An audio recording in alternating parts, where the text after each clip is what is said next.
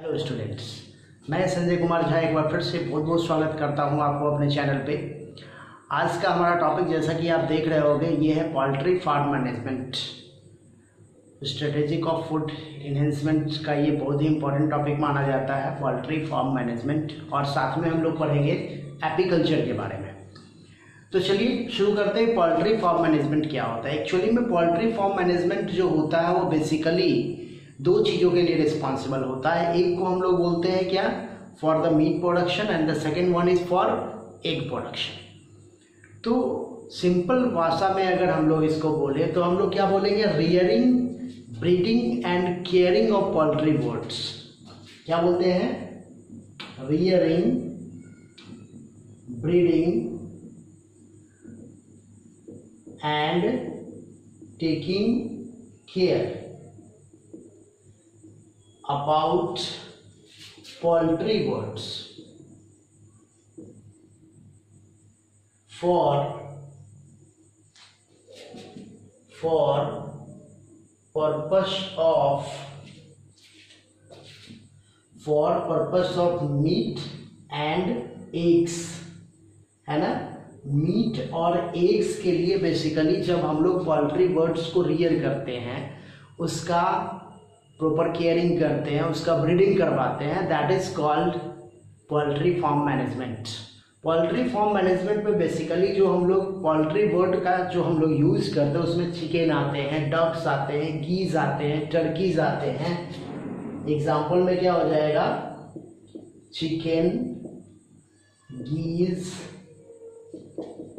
Turkey, even pigeon, okay, etc में कर रहा हूँ। So these are some specific common birds which belong to poultry farm management. और specially अगर हम लोग देखें तो पोल्ट्री फार्म मैनेजमेंट में चिकन जो होता है वो मेजर माना जाता है, क्योंकि पोल्ट्री फार्म मैनेजमेंट का 90% हिस्सा जो है ना वो चिकन से बिलोंग करता है।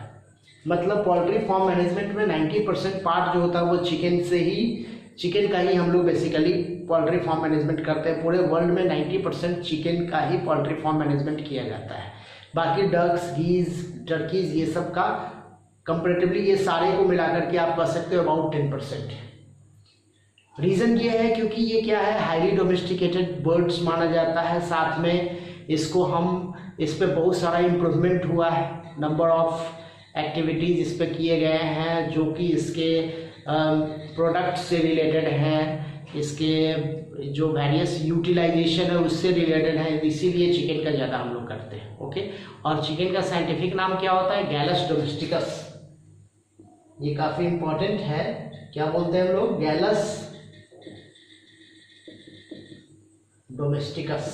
This is the zoological name of chicken. अब अगर हम लोग इंडिया की बात करें तो इंडिया जो है वो 5th रैंक में है for production of chicken. India का जो पोजीशन है, इंडिया जो है वो क्या है, 5th रैंक है पूरे वर्ल्ड में चिकन के प्रोडक्शन के बारे में, चिकन के प्रोडक्शन से रिलेटेड। और इंडिया में अगर आप देखिएगा तो सबसे ज़्यादा जो लार्जेस्ट एग का प्रोडक्शन हो रहा है वो एपी में हो रहा है। एपी, आंध्र प्रदेश जो है वो क्या है, लार्जेस्ट एग प्रोड्यूसिंग स्टेट माना जाता है पूरे ऑल ओवर इंडिया में। सबसे ज्यादा एग का प्रोडक्शन जो होता है वो एपी में होता है। ओके, अगर हम लोग चिकन की बात करें तो चिकन में फिर वही जैसे दो ब्रीड्स आते हैं, एक को बोलते हैं इंडिजिनस ब्रीड और एक को बोलेंगे एक्सोटिक ब्रीड्स। दो टाइप के ब्रीड्स अवेलेबल हैं। इंडियन ब्रीड कह सकते हैं आप। तो इंडियन ब्रीड में क्या आता है, जैसे असील हो गया,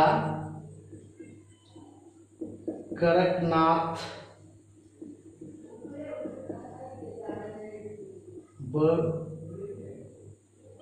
बुशरा, है ना, बुशरा हो गया, इसी कर देता है ना। So these are what indigenous breed.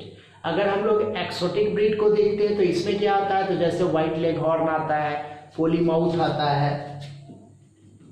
Exotic breeds को अगर हम लोग देखेंगे तो क्या आ जाएगा, व्हाइट लेग हॉर्न, है ना। और कौन आ जाएगा, तो आपका red Rhode, RHOD, Rhode Island red, ठीक ना। इसके अलावा आपको मिल जाएगा चिकन का और जो वैरायटी है वो आपको बेसिकली, फिर आपको हैम्पशेयर मिल जाएगा, okay, etc. So these are the various breeds. Indian breed में क्या क्या आ गया, तो असील आ गया, कड़कनाथ आ गया, वर्षा आ गया, वर्षा नहीं वसरा। और अगर हम लोग एक्सोटिक ब्रीड को देखते हैं तो व्हाइट लेग हॉर्न हो गया, रोड आइसलैंड रेड हो गया और हैम्पशेयर हो गया। सो ये सब क्या है, डिफरेंट ब्रीड्स हैं जो चिकन से रिलेटेड है। अब इम्पॉर्टेंट बात ये है चिकन पोल्ट्री मैनेजमेंट में, कि पोल्ट्री मैनेजमेंट में कहा जाता है कि हम किन किन बातों को ध्यान में रखते हैं। जनरली देखिए पोल्ट्री मैनेजमेंट में सबसे पहले हम लोग बात करते हैं पोल्ट्री शेड का। पोल्ट्री शेड्स को अगर हम लोग देखें,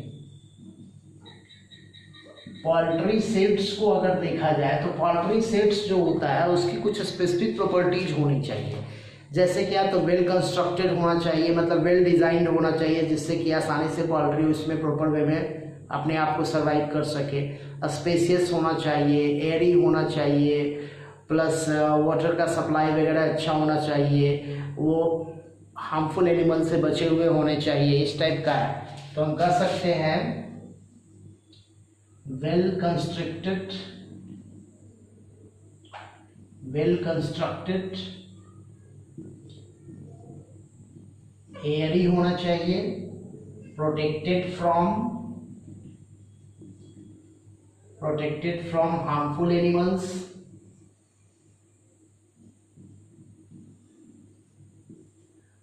facilities, proper facilities,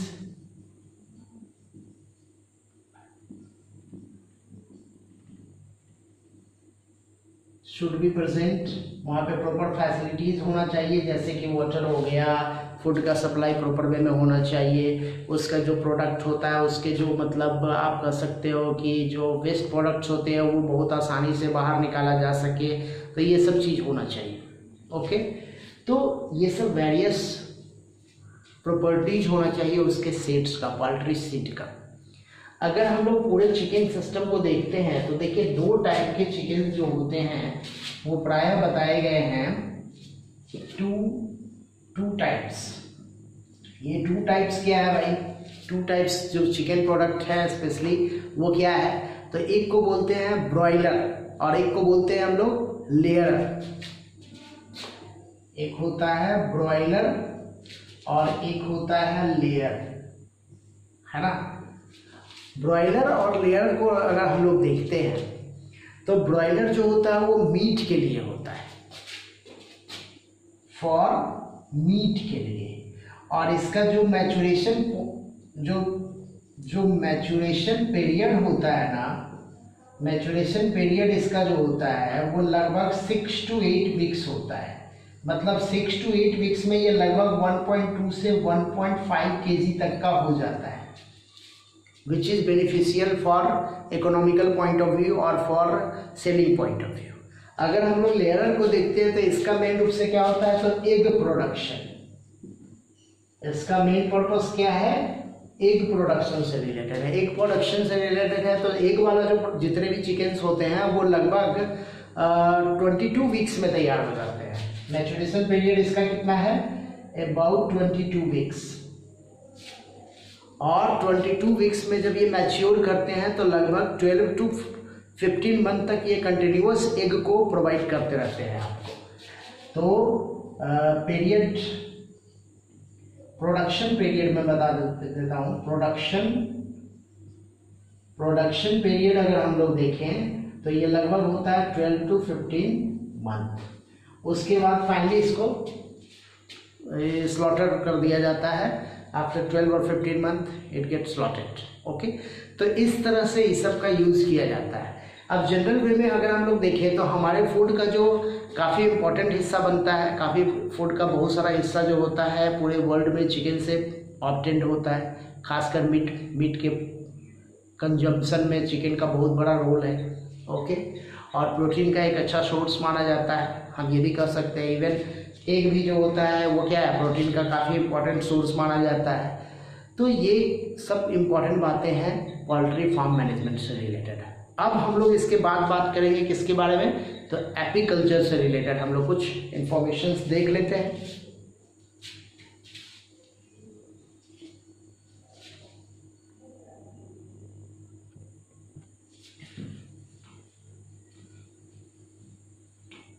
तो हम लोग देखने जा रहे हैं एपीकल्चर। अब देखिए एपीकल्चर को हम लोग क्या डिफाइन करेंगे, जनरल सेंस में हम लोग कहें तो एपीकल्चर क्या होता है, rearing of honey bee for the means of production of honey bee as well as wax. हम लोग सिंपल वे में कहें तो ये क्या है, रियरिंग ऑफ हनी बी, है ना। हनी बी का जो हम लोग रियरिंग करते हैं इसी को बोलते हैं एपीकल्चर। और पर्पस क्या होता है, तो दो मेन पर्पस होता है, एक तो क्या है प्रोडक्शन ऑफ हनी और दूसरा जो होता है वो क्या है बी वैक्स।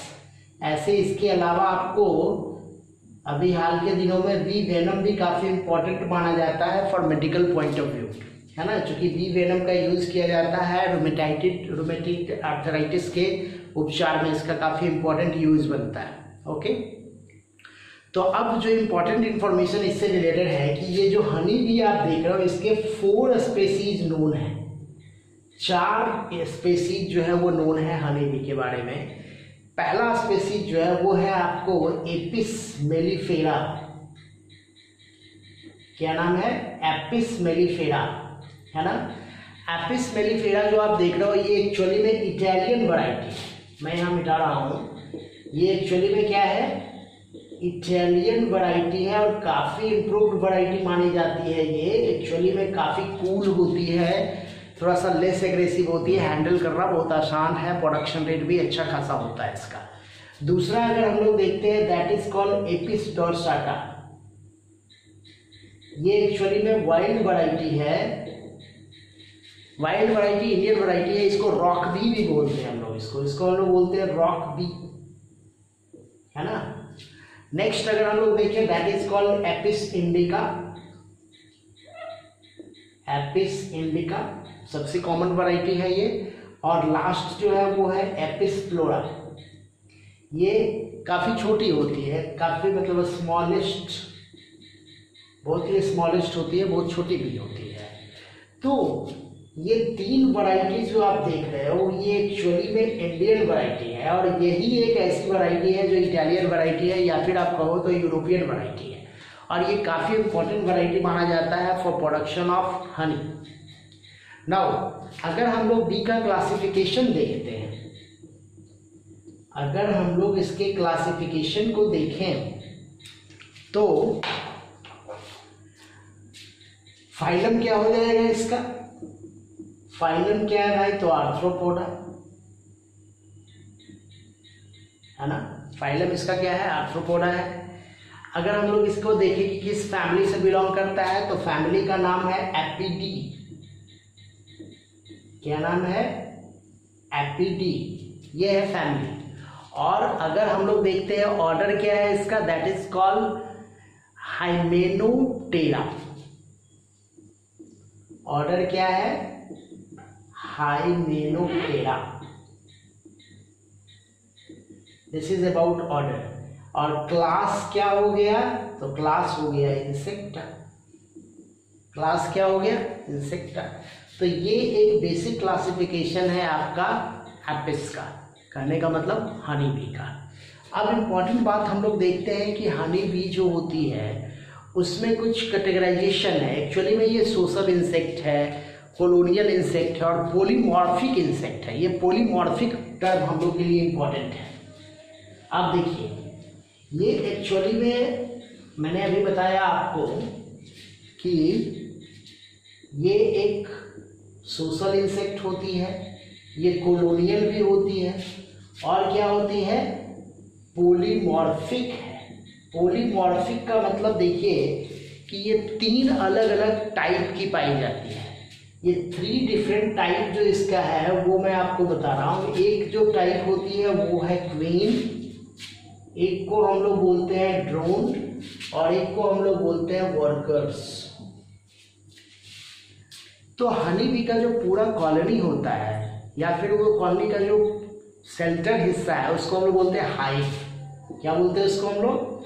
हाइव बोलते हैं। तो एक हनी बी का जो हाइव होता है ना उसमें 3 टाइप्स के हनी बी पाए जाते हैं।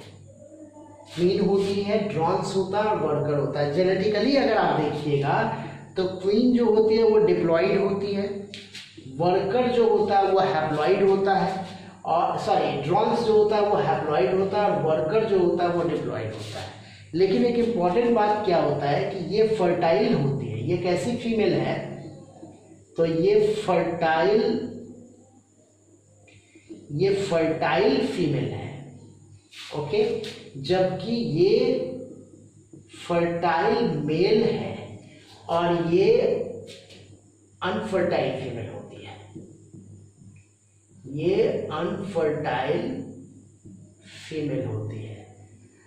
जनरल सेंस में आप देखिएगा, पिछले के वीडियो में मैंने बताया है आपको, ऐसे इसके पहले का जो वीडियो है उसमें आप देखोगे जिसमें मैंने सेक्स डिटर्मिनेशन के बारे में बताया था। तो sex determination point of view से आप देखिएगा तो क्वीन जो होती है ना और ये दोनों होती तो फीमेल ही है, लेकिन ये फर्टाइल होती है, ये अनफर्टाइल होती है। ऐसा इसलिए है क्योंकि इसका फीडिंग हैबिट अलग है।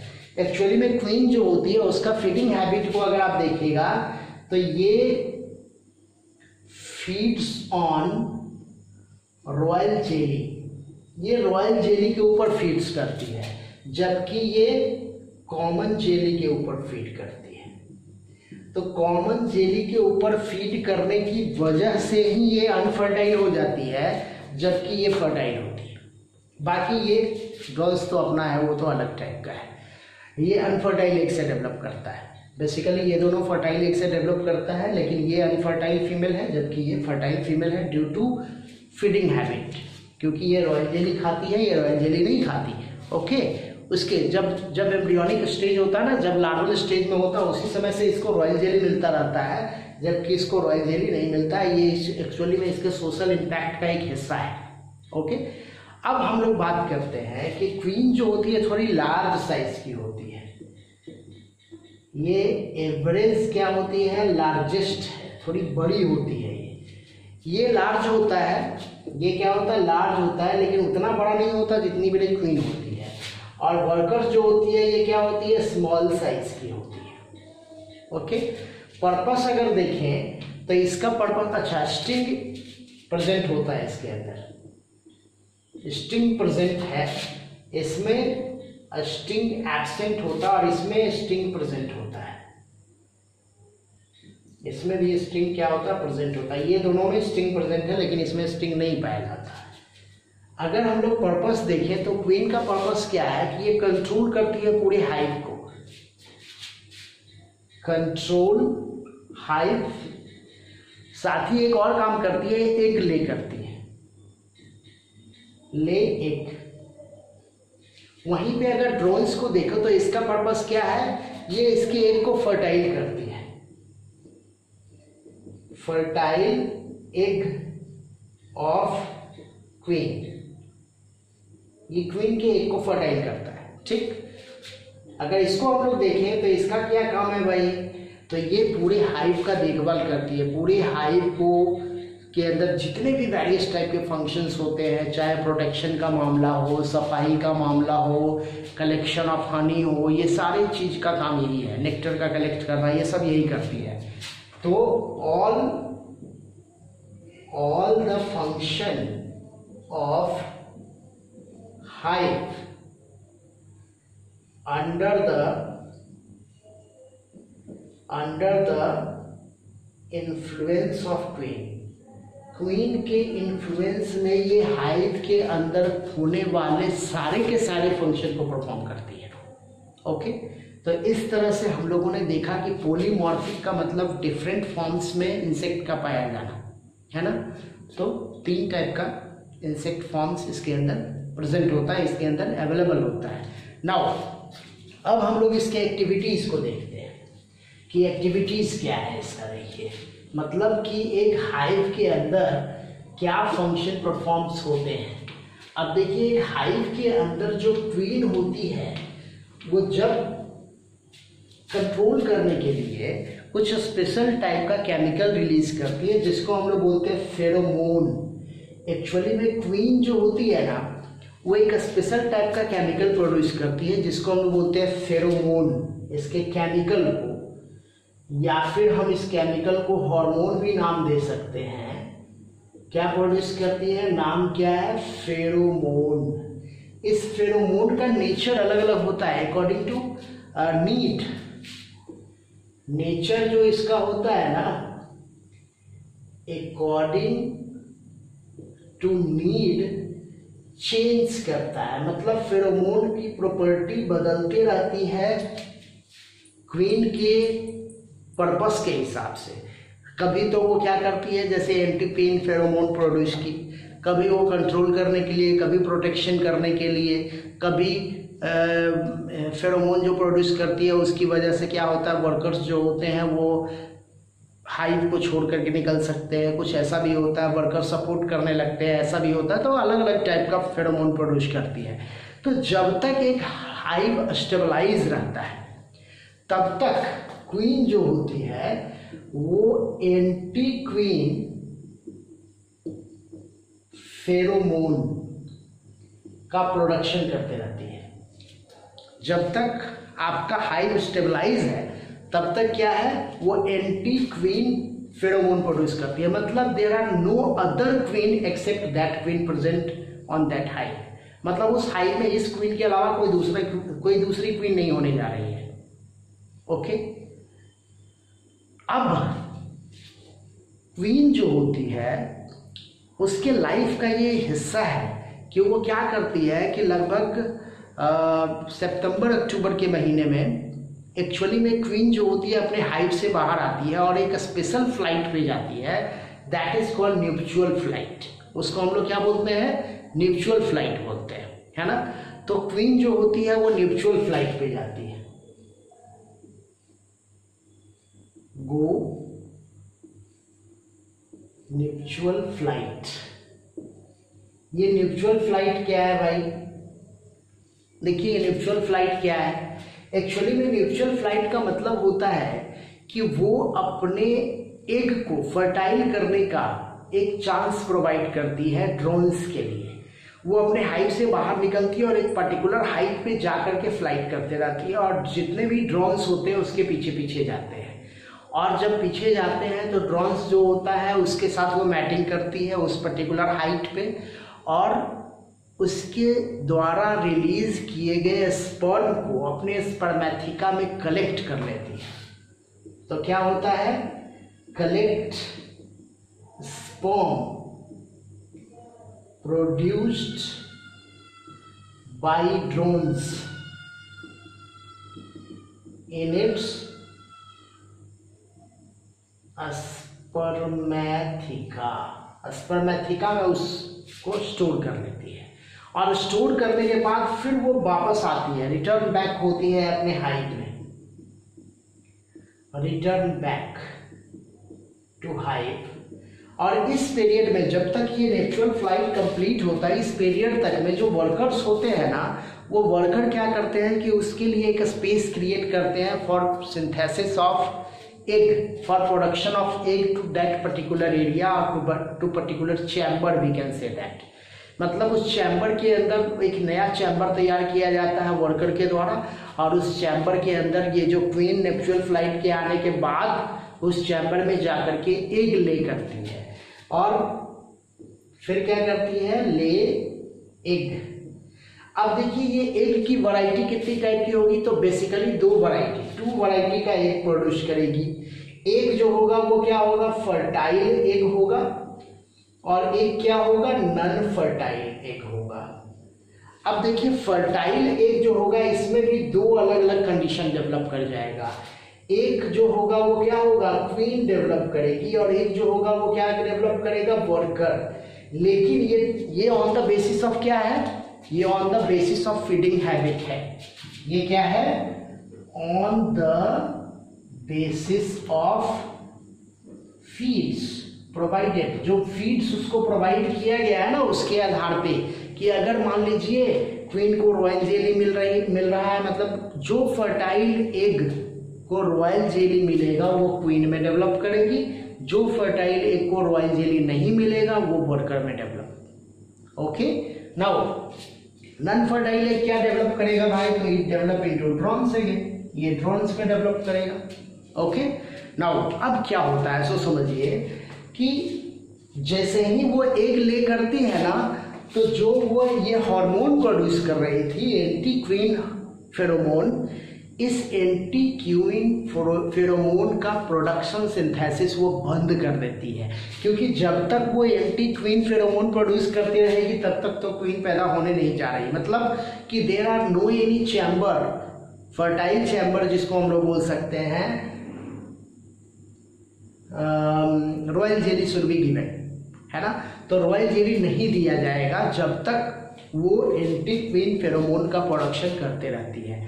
तो इस पीरियड के बाद वो क्या करती है, एंटी क्वीन फेरोमोन का सिंथेसिस बंद कर देती है, जिसकी वजह से कुछ फर्टाइल एग को मतलब रॉयल जेली प्रोवाइड होना शुरू हो जाता है। तो रॉयल जेली जब प्रोवाइड होगा तो ये क्या होगी, क्वीन में डेवलप करेगी, और क्वीन की ये प्रॉपर्टी है, ये नई क्वीन जो बनेगी वो भी क्या करेगी, फेरोमोन प्रोड्यूस करेगी। इस तरह से क्या होता है कि हाइव के अंदर मोर देन वन क्वींस का डेवलपमेंट शुरू हो जाता है। कभी कभी ऐसा भी होता है कि मान लो 10 क्वींस, 10 चैम्बर ऐसा है जिसमें कि क्वीन डेवलप कर रही है, and one of the queen get develop more rapidly to that of other. So what happens? That queen just hatch out from the chamber and damage and can kill the other developing queen. जितने भी दूसरे developing queen होती है ना, उसको destroy कर देती है ना, और फाइनली वो पूरे हाइव को कंट्रोल करने का प्रोसेस में आ जाती है।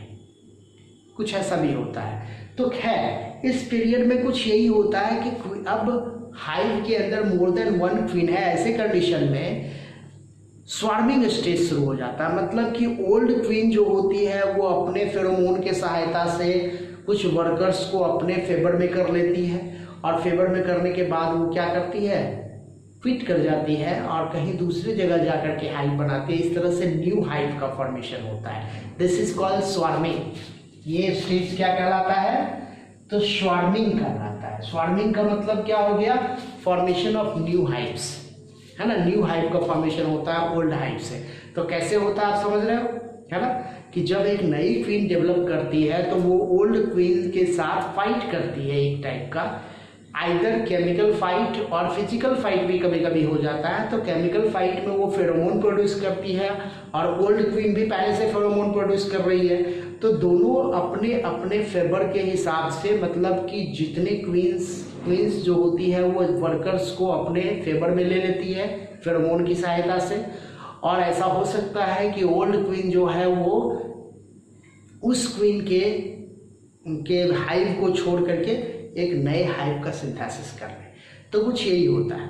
ओके, तो इस तरह से क्या होता है कि ये सोशल इम्पैक्ट जो है वो कंटिन्यूअसली चलता रहता है हाइव्स के अंदर, है ना। वेरियस एक्टिविटीज परफॉर्म होते रहते हैं, न्यू हाइव का सिंथेसिस होता रहता है। खैर अगर हम लोग ह्यूमन वेलफेयर के हिसाब से देखें तो ह्यूमन वेलफेयर के हिसाब से जैसा मैंने बताया कि आइदर हनी का प्रोडक्शन होता है, वी वैक्स का, वी वेनम का, तो ये सब जितने भी प्रोडक्ट्स हैं इसका अलग अलग यूजेज है। जैसे अगर हम लोग हनी को देखें तो एक अच्छा फूड माना जाता है, एक अच्छा फूड सप्लीमेंट है जो फूड के रूप में तो यूज होता ही है। इसके अंदर बहुत सारे विटामिन पाए जाते हैं, स्पेशली विटामिन सी, डी, ई, ये सारे विटामिन अवेलेबल होते हैं। साथ ही साथ आप देखोगे तो ब्लड प्यूरिफायर का काम करता है। बहुत सारे मेडिसिनल सिस्टम में भी हम लोग हनी का यूज़ करते हैं, है ना। तो ये सब पर्पस है इसका। अगर हम लोग वी वैक्स को देखते हैं तो वी वैक्स में क्या हो जाएगा, तो आपको कॉस्मेटिक पर्पस के लिए जितने भी बहुत सारे कॉस्मेटिक आइटम्स होते हैं जिसमें कि वी वैक्स का काफ़ी इंपॉर्टेंट यूज़ होता है। इवन इससे जो कैंडल बनाया जाता है उस कैंडल से आपको ये नहीं निकलेगा, मतलब स्मोक्स पैदा नहीं होता है। ऐसे जनरल कैंडल जो होता है वो पेट्रोलियम का बना हुआ होता है, पेट्रोलियम प्रोडक्ट का बना होता है। लेकिन वी वैक्स से जो कैंडल बनता है वो काफ़ी हाई क्वालिटी का कैंडल माना जाता है। ओके, इसके अलावा वी वेनम के बारे में मैंने बताया कि रूमेटॉइड आर्थराइटिस में काफ़ी इंपॉर्टेंट रोल होता है इसका। प्लस एक और नेचुरल बात है क्या कि बी जो होती है वो एक बहुत ही अच्छी पॉलिनेटर मानी जाती है ना।